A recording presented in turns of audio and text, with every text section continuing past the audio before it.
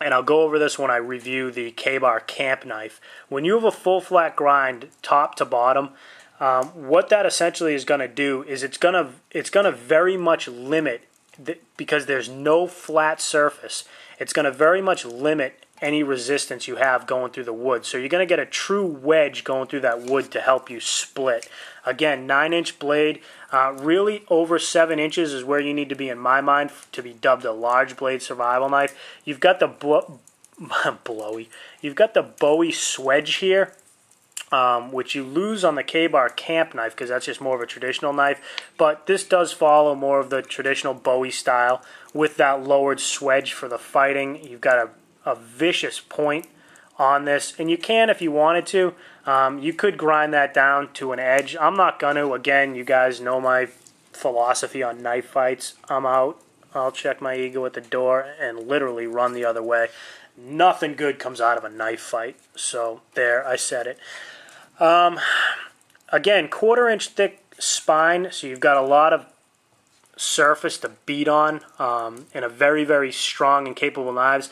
You've also seen this one in my Dakota Firehole series, where I used it to basically shove up inside my main firehole, and I put a lot of torsional strength on this as I was digging through that wet, heavy dirt, forming the channel that was going to go up and allow that air to vacuum down and feed that fire.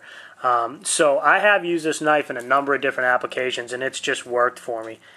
There's the beatings that it's taken on the back of the knife at the hilt. There's no top knife guard. You've got the flare outs on both sides, and those work really well to keep your hands from moving forward. And I really, really, really like that on my large blade outdoor survivor knives. My Cold Steel Recon Scout has the top and bottom hand guard, and I'm going to go ahead and mill down that top guard because I want this surface to hit when I'm splitting wood, and you guys have seen that in many of my other videos. I use this entire back piece where you get that connection there at the hilt to hit with, and you can see the results of that. And I have hit this thing probably hundreds of times now, and that's the wear that's on it.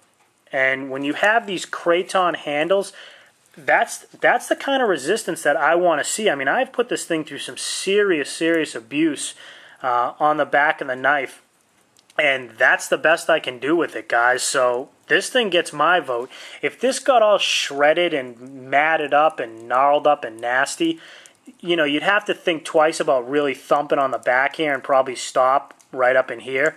But it's not. I've full out hit it on purpose to try to get this stuff to gnarl up. So I think that just speaks to a well-designed handle with a well-designed hilt, rather, with a great handle material. If that's the worst that I can do to it after constant pounding with wood, you know, hey, I'm in. I'm sold. You got a choil area down here if you need to use that. I don't know why, and I need to ask my guy over at K-Bar, not my guy, the guy Paul that I correspond with over at K-Bar.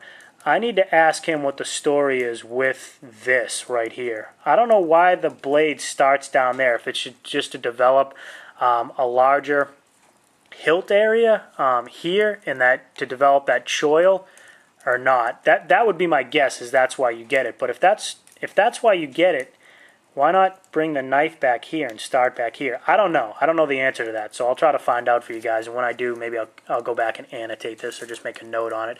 Very comfortable handle, comfortable in hand, but comfortable for another reason. That Kraton grip absorbs a lot of shock as you're thumping on this knife, splitting wood or hacking down trees or whatever you may be doing in sheltercraft.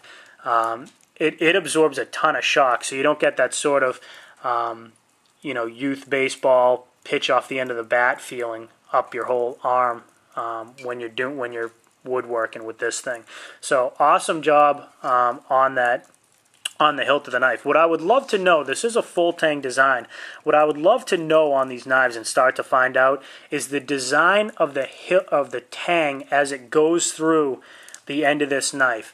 Now, it's probably no secret that the steel gets a lot more thin as you go through this knife. But does it get thin like that, like a V-shaped, so that there's almost nothing back here? Or does it stay almost as thick as the